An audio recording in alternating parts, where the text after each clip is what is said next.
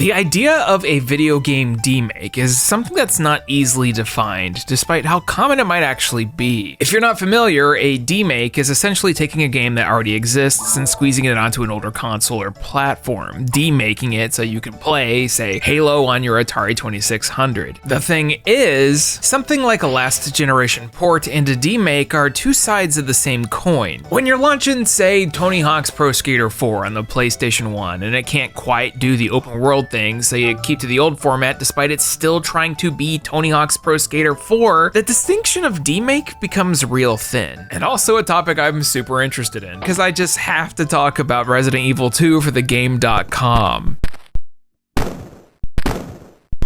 So to me, a demake is the idea of taking a game from its flagship platform and tuning it down until it works in quotations. These come in several shapes too. We got fan games like Halo, Bloodborne PSX, we've got unlicensed bootlegs and ROM hacks like your Final Fantasy VII's for the Famicom. You ever wanted to try playing Mickey Mania on the original Nintendo Entertainment System? Sorry, Mickey Mania 7? Go right ahead.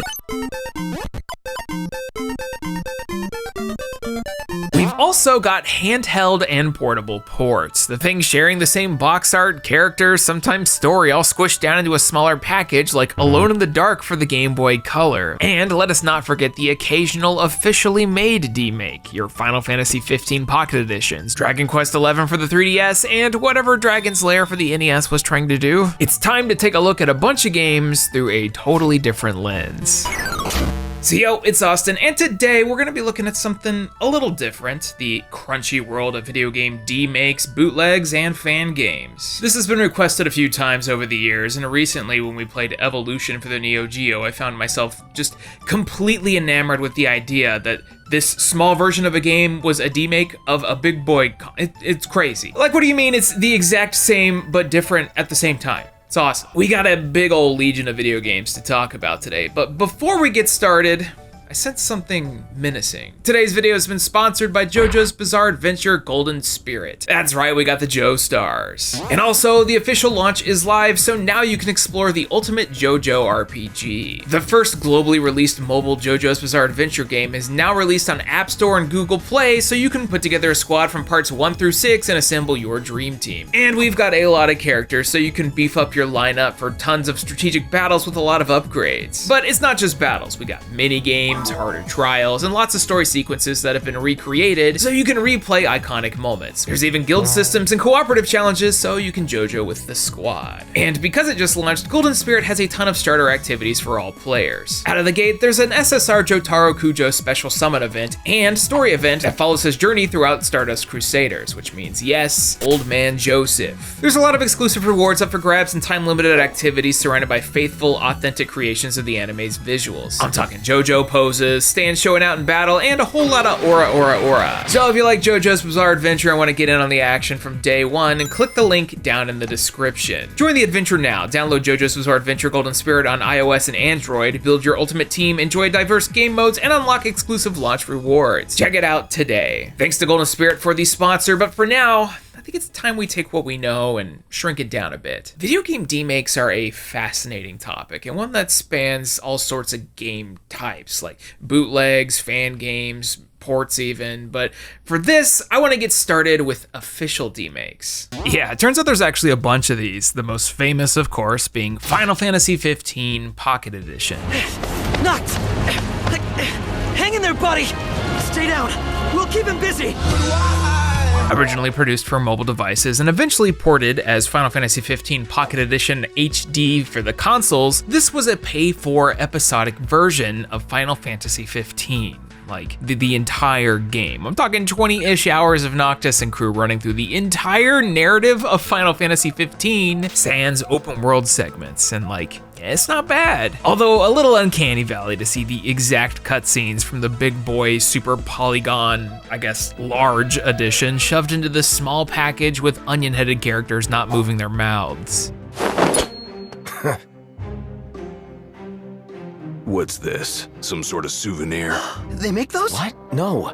Consider it your allowance. Now, we covered Final Fantasy 15 and a bunch of the DLC ages ago, so this coming out was a surprise. However, the full experience is pretty okay. They basically pared everything down to be controllable on a touchscreen, which then translated into an isometric button mashing action RPG, a genre favorite of mine, gave us chapter-based missions with unlockables and quests, equipment to buy, skill points to spend to upgrade your combat capabilities, and well, I guess it's still the hold down the action button gameplay of the original, so get ready to focus more on dodging and rezzing your AI companions, who will be dying. You'll search the levels for items, extra enemies for additional experience points, you'll find recipes, yes, the line is still here. I've come up with a new recipe. And even though the gameplay is broken up into chapters without a big map to explore, it still feels like Final Fantasy 15 from start to finish. The menus look similar, the weapon switching is similar, the enemies and dungeons you go into are the exact same, and it is crazy that they did this, but I can't help but love the whole mission statement. You'll even get to drive the car in the same way, as in moving it side to side as someone else does it, so you can't run off the road. I guess if you take the open world out of 15, it doesn't lose much, except the Titan Adamantoise uppercut, which is the sickest thing ever to be fair. It was bizarre then, it's bizarre now, but when it comes to official Demakes, Pocket Edition is absolutely the go-to for most people. It's picturesque, it's official, it follows the same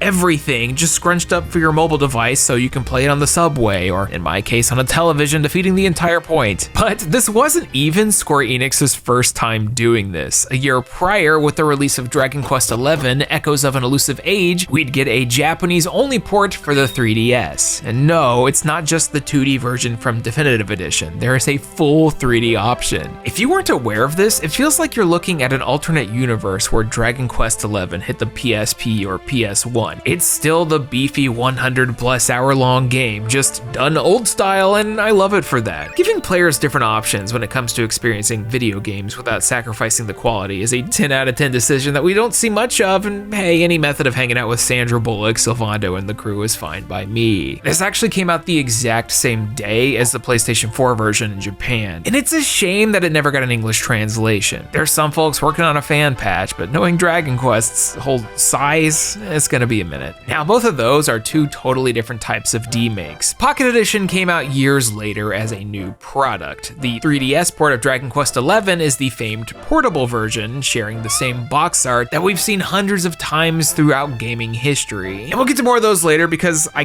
guess Gex Enter the Gecko for the Game Boy Color is technically an official portable version / Demake in the same way.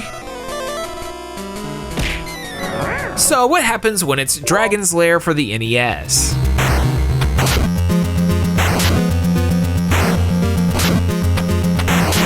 Yeah, this one sucks, and it's hard to classify. The original interactive Laserdisc movie hit arcades in 1983, stunning audiences with its high-quality animation spearheaded by Don Bluth. It's a memorization game with the goal of sucking in a bunch of your quarters and making you work to save Princess Daphne from the evil dragon, and it quickly became a cult classic. The NES port, not so much. I guess technically the Nintendo Entertainment System is more recent hardware, so then it's like, is this a remake or a demake? The NES port is a punishment platformer in the most literal of senses. Everything and its mother wants to end Dirk the Daring's life, and it probably will because he's as squishy as a Nito. I can barely get past the first screen without needing to consult a long play to tell me what I'm doing wrong. This one wants to beat your ass. They turned the FMV QTE Murderthon into a side-scroller doing the same thing, and in my mind, I think it's a demake. Although the Game Boy Color port of this is more appropriate and way more impressive. How's about putting Dragon's Lair for real on this tiny cartridge?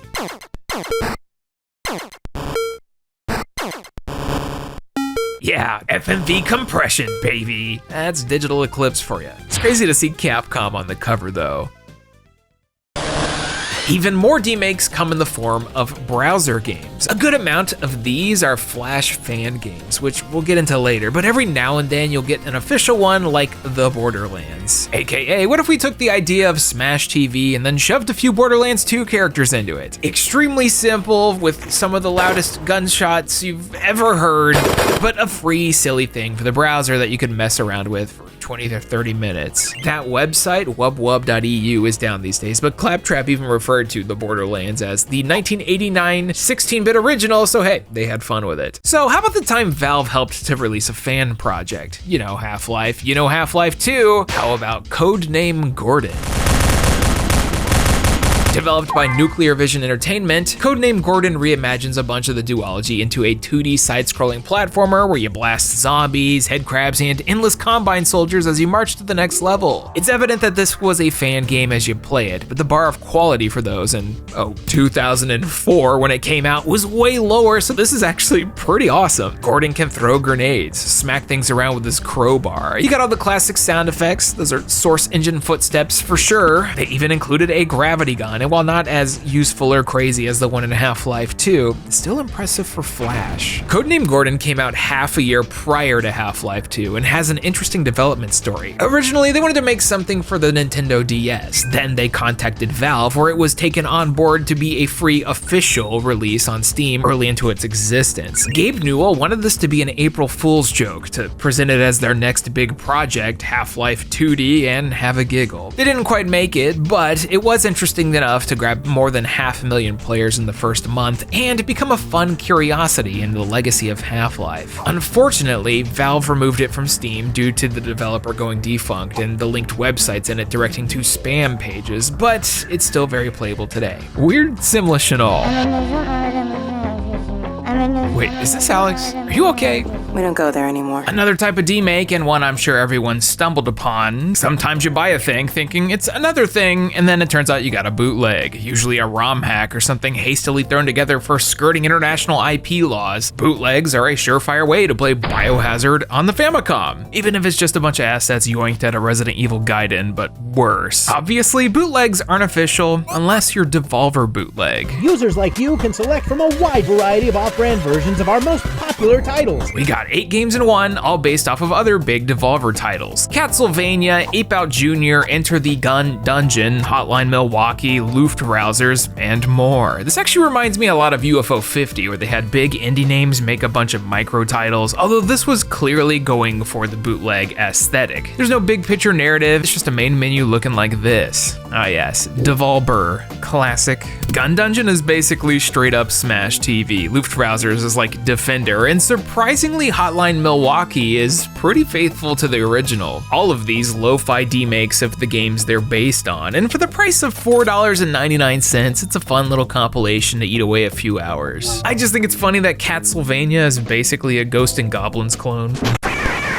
A few notable official demakes include Dusk 82, essentially a take on Chip's Challenge, as well as Dark Void 0. I'm not sure how many people remember Dark Void, and that's fine. It was one of those 2010s Capcom third-person shooters that had a big emphasis on the jetpack, flying around and blasting dudes away. I mean, yeah, the concept is awesome, but it failed to stick the landing. Haha. Well, around the same time it launched on big boy consoles, Zero, the prequel demake, hit DSiWare and later Windows, took Capcom back to their 2D side-scrolling roots. Goofy NES-style cover and all. A silly little platformer that has unfortunately been delisted from Steam, so now the only way you're playing it is with some mystical internet trickery. It's not bad either, I might like it more than the main game. You jet around, you pick up power-ups that shoot guns in different ways, you fight bosses, and play through a game that made me wish the actual Dark Void was better. Kinda like Bionic Commando Rearmed. The 7th gen sure was tough for Capcom, huh? I followed your orders! Speaking of Capcom, how's about Resident Evil 2 for the Game.com?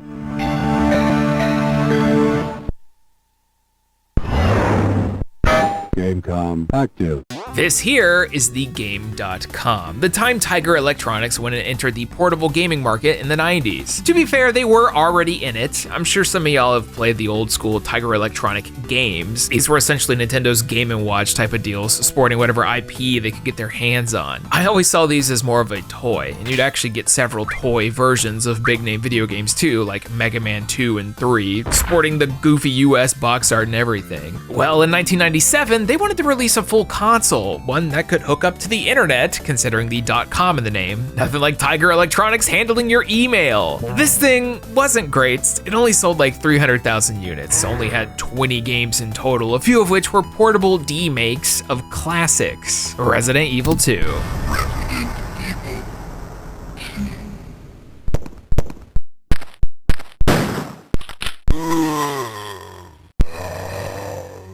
Good lord. Coming out in the same year as Resi 2, this portable version attempted to smush it all up into this handheld device, and smush is the correct word. We're basically looking at and playing a Resident Evil 2 in the most basic, Brita water filtered ass manner. You walk through a map to get keys, you shoot zombies, and you still have to deal with tank controls, just presumably with a barely visible screen unless you're playing in direct sunlight. This game is clearly not good, but still, I think there's actually a lot of clear thought put into it. It does its best to resemble the action from that game. It has Leon limping if you take damage, you can heal in the main menu, and it's a clear step above your normal Tiger Electronics handheld fare. And yes, while this is a terrible way to play Resident Evil 2, it's actually considered the best game on the console. I'm not even kidding. All you gotta do is pop in, say Duke Nukem 3D. What in the world is that music? Also, why is Duke just shrugging a bunch?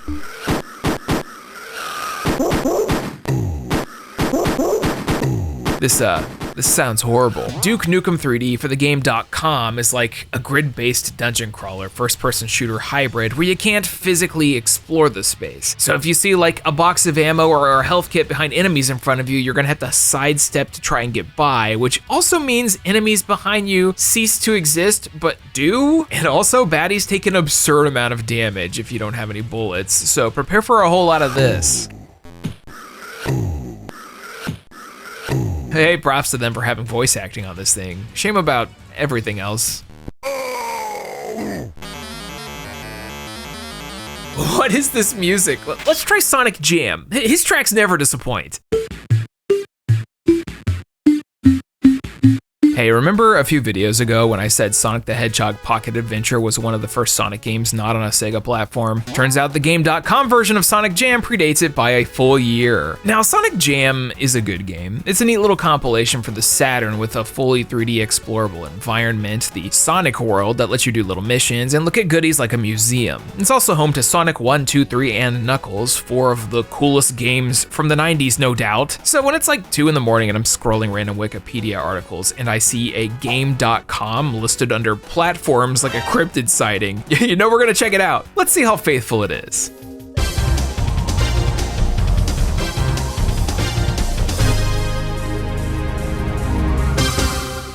Sonic Jam.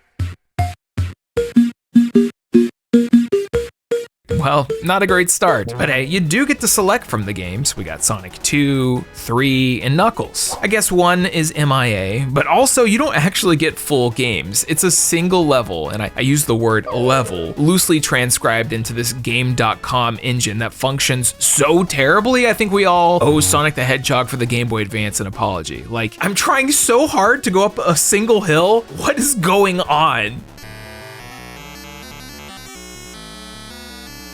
Swap over to Sonic 2, we're instantly in Emerald Hill Zone with the same ass music, this terrible rendition of Mushroom Hill Zone that makes Sonic Chronicles look god tier. Sonic and Knuckles, it changes to the boss theme for some reason, although I'm quickly realizing how awful of a visual and audio scape this is. The frame rate is actually countable, the noise the rings make when you pick them up is so harsh it could be used for a torture device, and truly, this is about as terrible of a portable demake that you could get. I have no idea how Tiger Electronics got the rights to these, and it's even more baffling that there's a prototype of a canceled port of Castlevania Symphony of the Night here. No, I didn't stutter.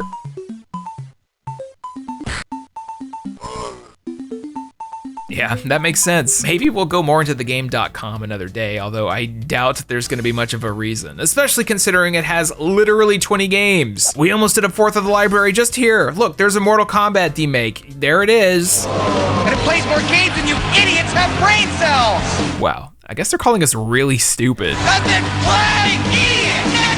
How about compatibility? How much does it cost? We'll talk more about portable demakes in the future though, because there's nothing more fascinating to me than seeing a worse or completely different version of a game that already exists. You know, like Quest Brian's Journey. The Time Imagineer wanted to do Quest 64 again, but didn't want to call it Quest 8, I guess. We've got the same music arranged for the Game Boy Color. We got the same combat system skewed down into grids and 2 dimensions, and somehow a deeper, more expanded plot because the original game was a mess. Also, what's wrong wrong with Brian's face? Look at the Japanese cover. They massacred my boy. I love that it's called Elemental Tale, Jack's Great Adventure, Satan's Counterattack over there. A, because Satan's Counterattack is hilarious, and B, because they somehow thought to change Jack to Brian. Spam that spell, kiddo.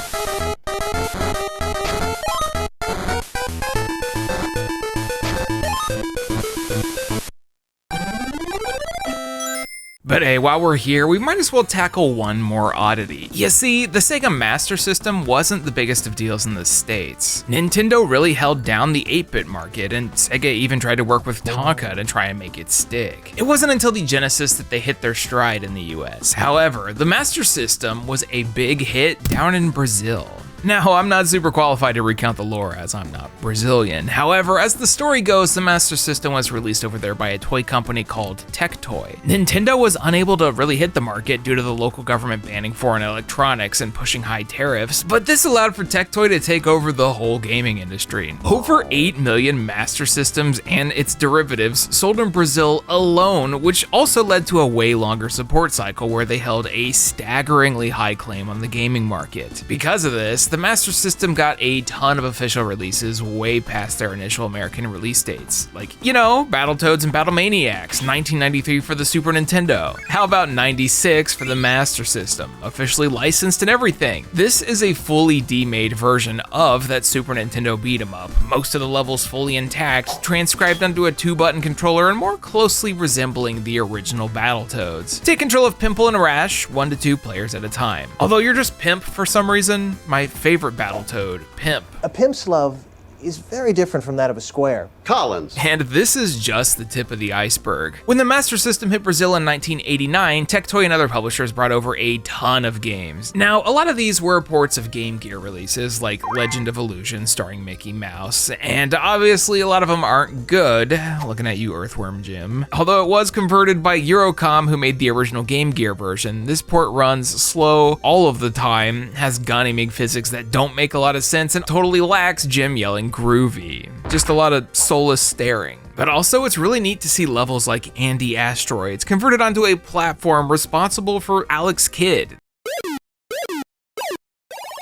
They were really pushing the limits here. A vast majority of the Master System ports and demakes are based on Game Gear editions. You play something like Dynamite Headdy, Echo Tides of Time, or Taz Escape from Mars on this thing, and it's like looking at a slightly buffed version of a game that was already a demake. Like 2 levels of altering until you get something that may or may not suck. Sonic Blast for the Game Gear is a demake of Sonic 3D Blast, technically, which is then further remade for the Tectoy Brazilian Master System exclusive Sonic Blast, where it's like the same thing but there's more screen real estate. Disney's Bonkers Wax Up, X-Men Mojo World, The Little Mermaid, Virtual Fighter Animation all follow this set of rules to mixed result. Mortal Kombat 3 for a console made in the 80s. Sounds funny, and it plays even funnier. Look, I've played a lot of bull crap in my days, but this is real bad, although somehow still better than the Game Boy port. However, if you're looking for fully licensed, fully original developed in-house ports for the Master System, you'd have to boot up Street Fighter 2.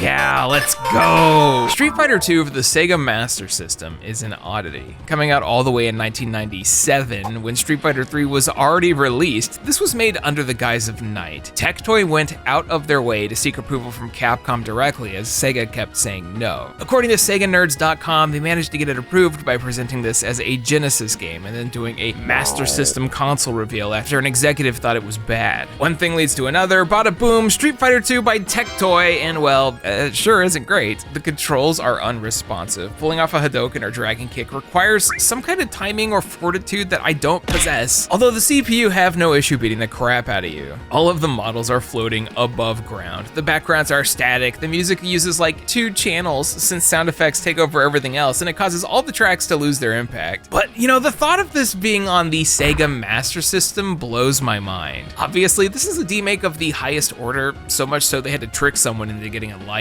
Turning a 6-button fighter into a 2-button one gets rid of most of the nuance, but when compared to other fighting games to grace 8-bit consoles, this might be one of the better ones. Watch out, TMNT Tourney Fighters.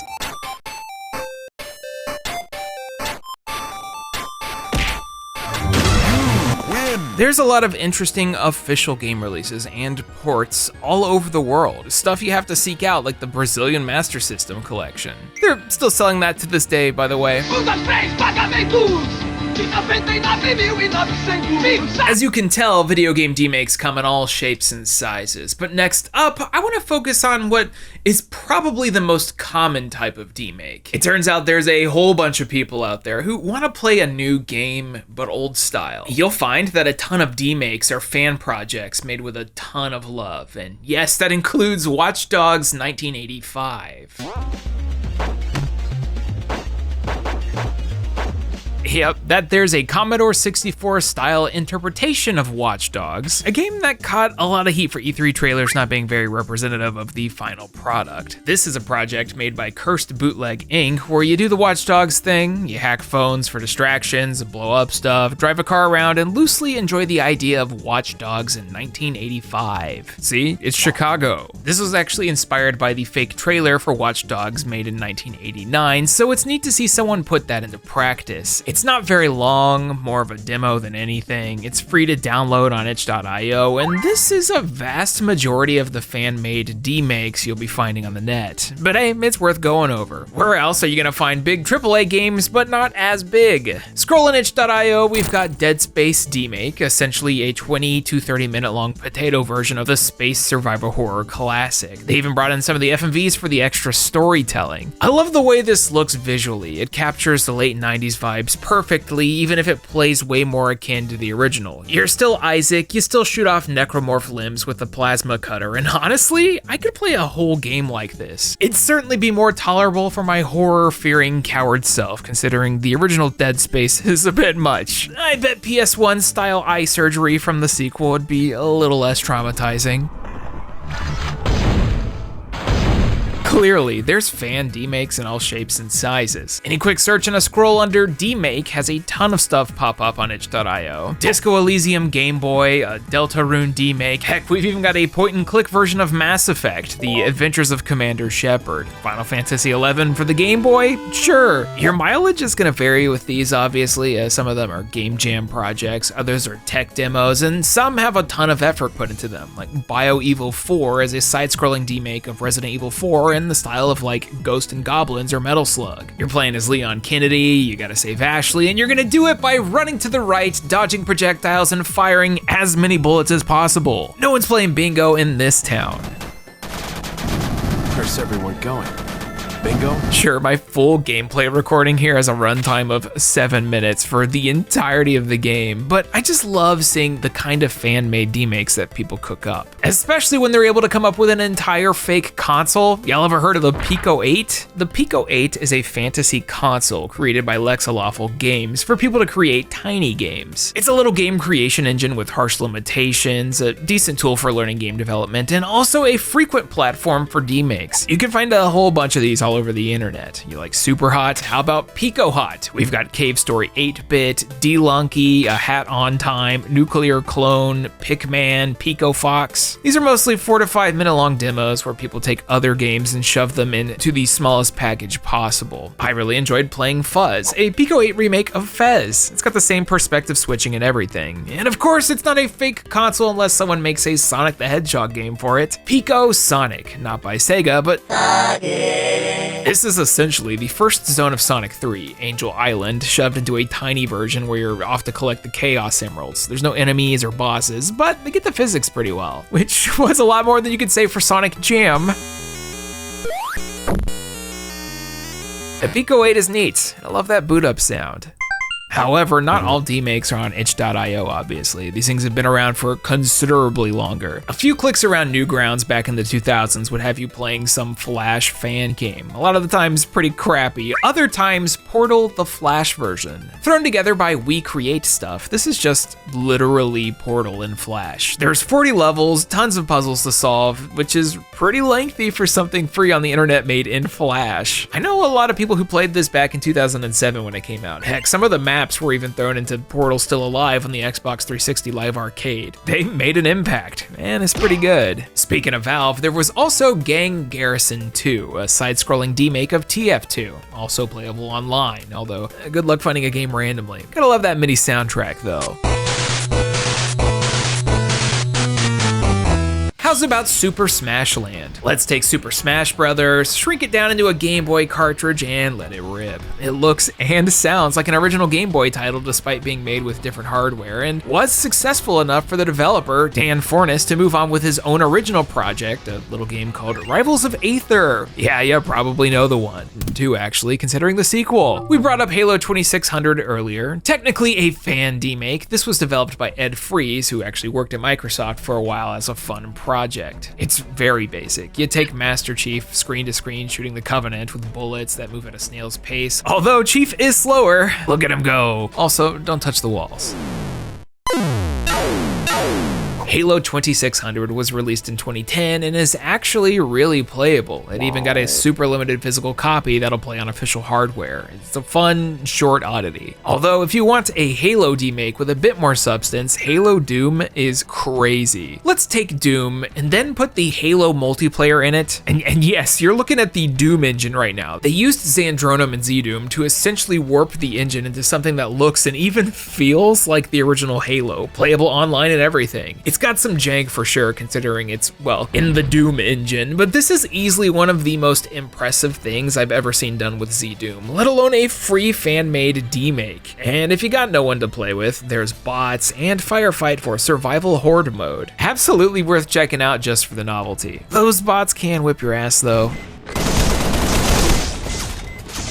There's a nearly endless amount of fan-made demakes we could talk about, and I want to see some more in the comments because these are fascinating. But to end this section, we gotta talk about Fromsoft. Turns out a lot of people want to do the Souls thing, but with less bits. There's Bit Souls Demastered, a recent release that turns the classic 3D prepare-to-die action RPG into a classic side-scroller using a lot of the same mechanics. Don't worry, the Asylum Demon's still gonna kill you.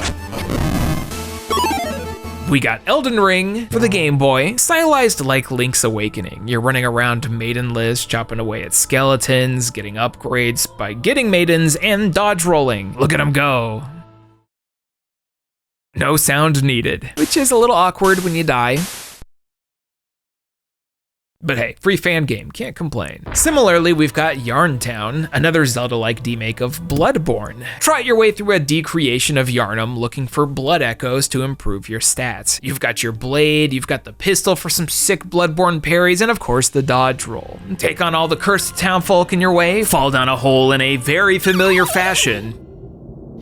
You get to tackle two major bosses, the Cleric Beast, and of course old Father Gascoigne, sans Beast mode. This is actually a pretty fun, albeit short experience, and when you get to the end, you'll run into the developer Max Mraz, who's like, "You did it, dude." Probably because I was given 20 blood vials at a time. Although speaking of Fromsoft, when you think Bloodborne demake, you probably thought of Bloodborne PSX, and I don't blame you, this is a full-ass game.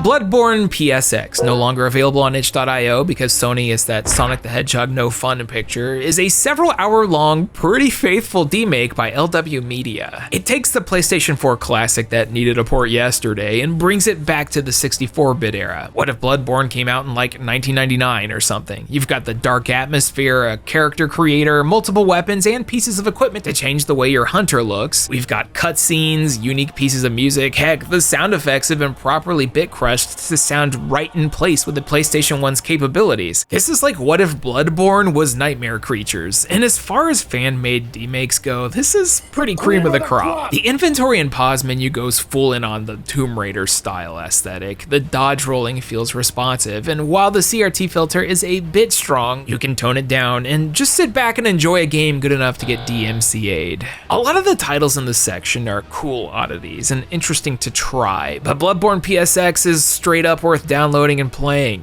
It's just that fun. And if you want some more, you can pick up the free Bloodborne cart, Nightmare cart on Steam. And who wouldn't?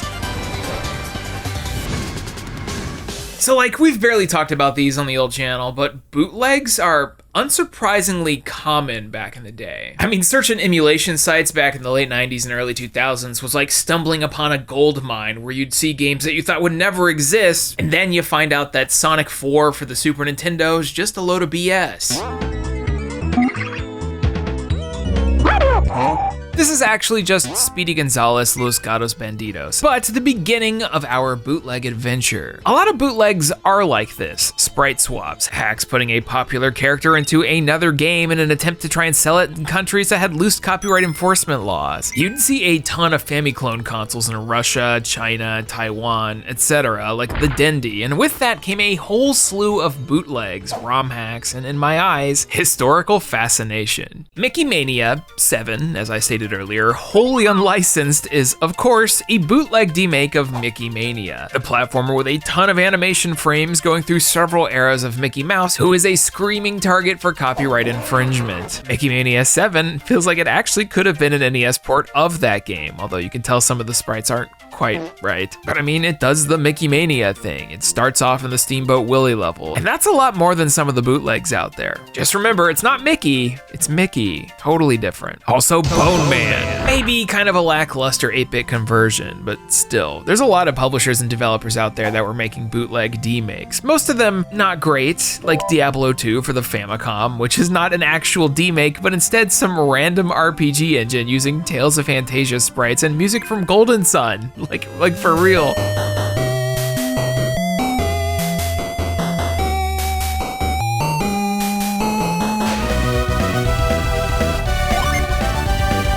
Yep, this is a famous Diablo 2. Clearly, some of these bootlegs are not faithful, like with Chrono Trigger for the NES.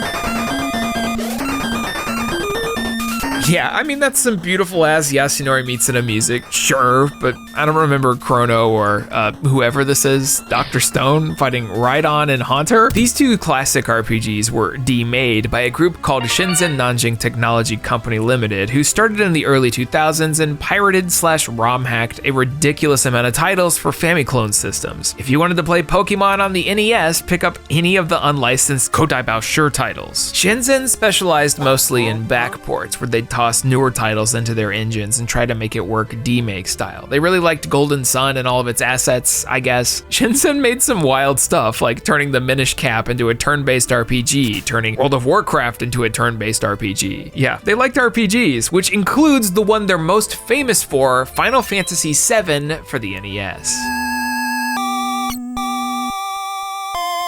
This is surprisingly thorough. Coming out in 2005, Shenzhen Nanjing's Final Fantasy VII, coming in a full box with Advent Children on it, covers a vast majority of Squaresoft's classic 1997 JRPG. It's got the characters, the world, some of the music, even if it's a bit grating. And if this weren't a thing they were trying to sell for Famiclone consoles, I'd say it would have belonged in the fan games section. They were clearly pushing the limitations of a different Final Fantasy's engine, as materia is in the game and works more like a rechargeable mana orb that levels up. No MP here. In 2026, I see this as a pure curiosity, as it sports a pretty gross difficulty spike, practically requiring you to cheat. And these days, I think most people would rather just play the original or the newer remake. However, only in the Chinese bootleg do we get the full intended impact of Aerith's death scene.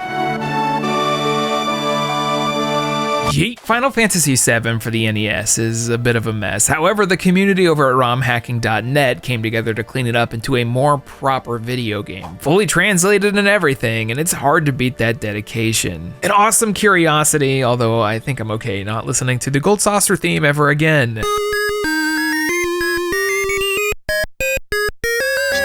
But hey, at least Final Fantasy VII is something someone would want to play on the NES. The year is 1997. Taiwanese group Rexsoft is about to release a new game, and what better than Boogerman 2: The Final Adventure? Yeah, Boogerman got a demake. Look at him go. This sure is special. There's actually two versions of this, one of which, simply Boogerman by Super Game, seems to be a little more playable, which I guess also means there was enough demand for two groups to try and backport the Sega Genesis classic. Old Boog is just so slow, the controls are horrid. If you jump while moving, you'll immediately start descending. The molasses slow movement means you can't outrun shit, and I can't even tell how much fart gas I have left in the chamber. Also,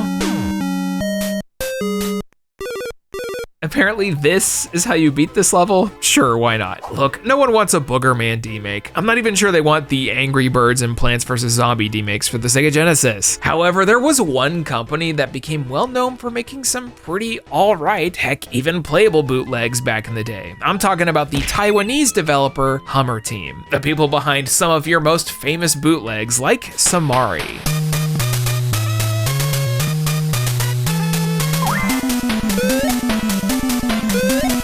They might have needed a different composer though. Somari is a demake of the original Sonic the Hedgehog for the NES featuring Super Mario. You can bet your sweet thing Somari was pushing Dendies out the door. And Somari isn't actually bad, especially for what it's trying to be, but this is just the tip of the iceberg. We've got all for the NES, Mortal Kombat 2, Street Fighter 2, and Tekken 2 all demade into the 8-bit dimension. That's right, we got the wild 3D renders of Tekken fighter game characters now de-rendered into the second dimension with some parallax scrolling. This is basically a 2-button fighting game nightmare where you're best off spamming a single attack. Even if some of them have impossible hitboxes, king. Hummer Team made a lot of fighters all using the same engine based off their Street Fighter 2 and Kart Fighter setups. Oh yeah, don't forget about Kart Fighter. Nothing like Mario throwing fireballs at Toad. This was like 6 years before Smash 2. How about Street Fighter 0297? 3 sets of numbers back to back and a sequel demake with an additional year KOF style. And also the most fair thing I've ever played. Then, of course, we've got Super Mario World. Listen to those classic tunes.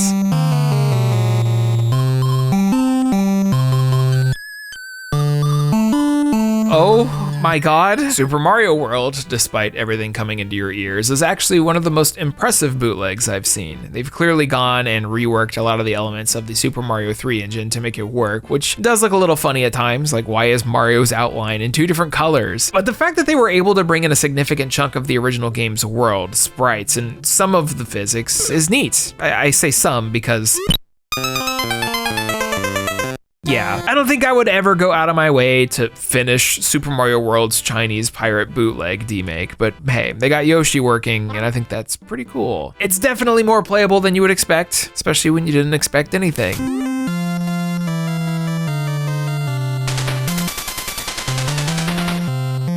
You can scroll the list of Hummer Team's full releases and find some neat oddities there, but I want to end our section on bootlegs today with one more that really stood out to me. Have you ever wondered like what the best bootleg demake would be? It's probably not something to think about often, but I sure thought that Donkey Kong Country 4 was really impressive. I mean, just look at this cartridge sporting a screenshot from Super Smash Bros. Melee. You know you're in for a good time. A clear demake of Rareware's Super Nintendo classic Donkey Kong Country, 1997's DKC4, tosses you into a micro version of that game that is surprisingly faithful. We've got Kong to collect, baddies to jump on, goofy roll jumps to make, and bananas that need a fetchin'. Hummer used the Famicom sound chip well to produce decent recreations of David Wise's iconic soundtrack, and a lot of the boss encounters are identical.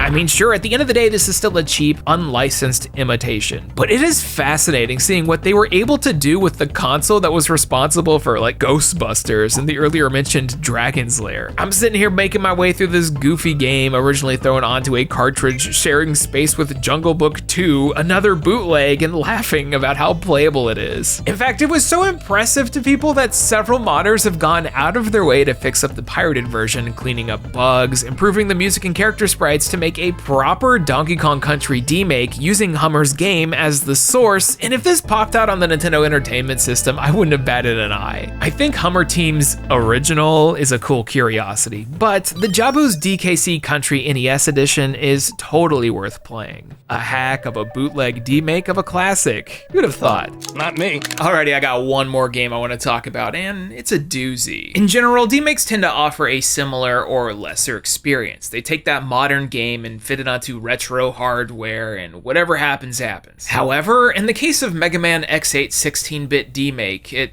might be even better. Mega Man X8 Yeah, Mega Man X8 is an interesting title. It follows up the largely shunned Mega Man X7, the one where it went full 3D, added a new main character taking up a bulk of the screen time, Axel, and gave us a whole lot of vocal stems. You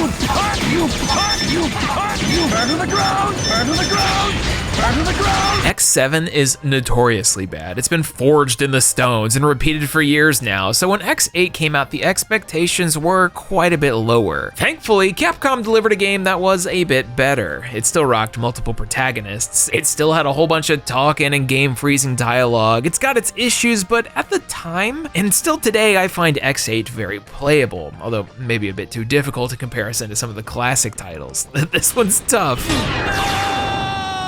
Look, I'm just saying, if you're on an X series replay, people don't typically mind if you skip 7 and 8. So, in August of 2024, nearly 20 years later, developer Alison DePaz would release a full-on 16-bit demake of X8. Sans Zero and Axel, but still, a whole-ass Mega Man X game in the style of the Super Nintendo classics. And it's pretty good. Taking 2.5 years to turn a small fan game into a full project, X Demake completely reimagines the levels, bosses, and systems into something that looks like it could have come out 30 years ago. All of the movement is intact, the dashing, the wall jumping, the air dashing. We've even got 2 different sets of abilities from the armor upgrades you can find, each visually drawn on X with interchangeable abilities, unless you want to use the ultimate. It's really cool to see the way the individual stages have been remixed into 16-bit, as some of them were very gimmick heavy. Troya Base's whole spiel was basically performing timed mission challenges along a path, and it's been completely reworked into a gauntlet of letter grade platforming